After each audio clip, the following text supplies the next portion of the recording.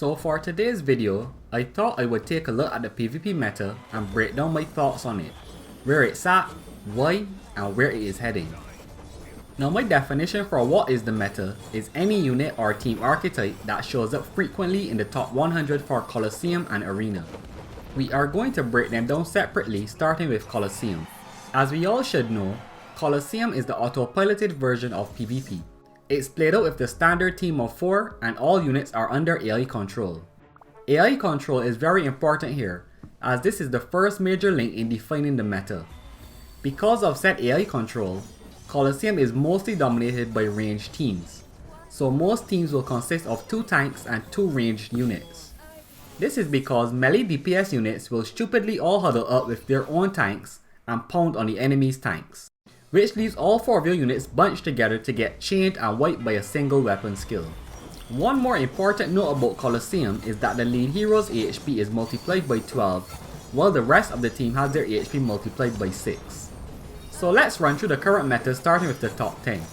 As you can see, the first 4 teams are the exact same, with FP, Ogma, Maya, and Jinx.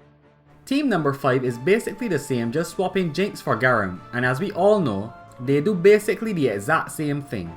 Number 7 has an interesting variation, running Plit Vice instead of a ranged damage dealer, and number 9 drops both Maya and the Jinx or Garam combo to run FP, Ogma, Nari, and Barry.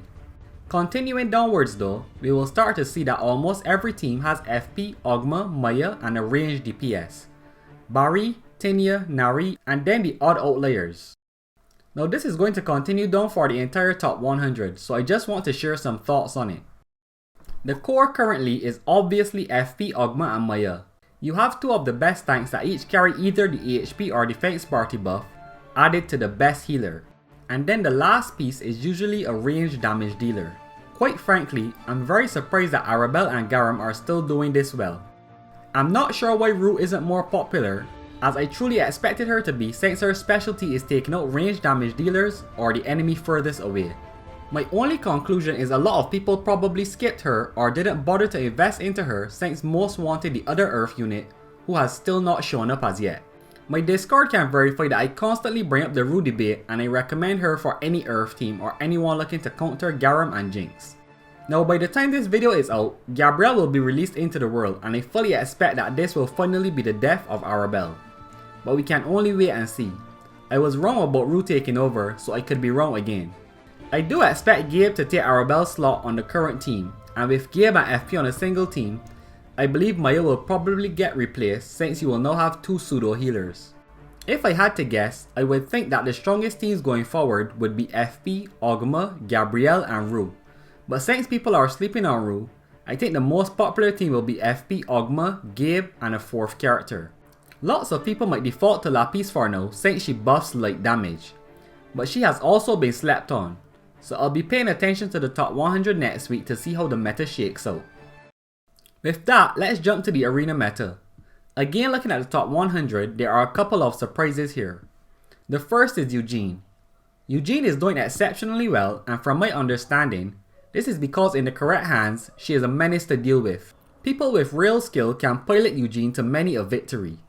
The second surprise unit is Marina.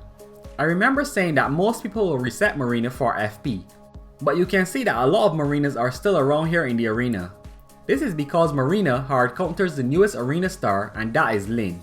I don't know if you have faced Lyn in the arena as yet, but she will literally melt the face off of anyone who isn't expecting it. You can keep your face intact by equipping an injury negate card, but since a lot of people may not want to equip said card, Marina is the natural answer to take her out. Outside of the aforementioned tree, you are going to see a mixture of units, as I don't believe that the arena meta has fully matured as yet.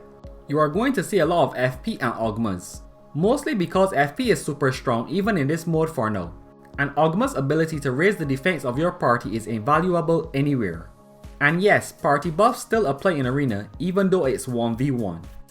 Arena isn't my best or most frequented mode though, so I can't delve deep into the future meta of it. I don't see Gabrielle shaking up the current meta though, so I believe the current top 3 will remain while we await the next big arena hero. I'll also be keeping an eye on this meta, not as much as Colo, but I will keep checking back. And I think that's it for this video. At the time of recording, I have just come into ownership of Gabrielle for the first time, so I will be fully testing her myself and not just going off of opinions I read. If people want, I can release a dedicated video on her next week giving my findings, or I may just do a hero spotlight for the next time she reruns. Let me know your thoughts in the comments, and until next time, my name is Kojets and you can expect more Guardian Tales videos in the future.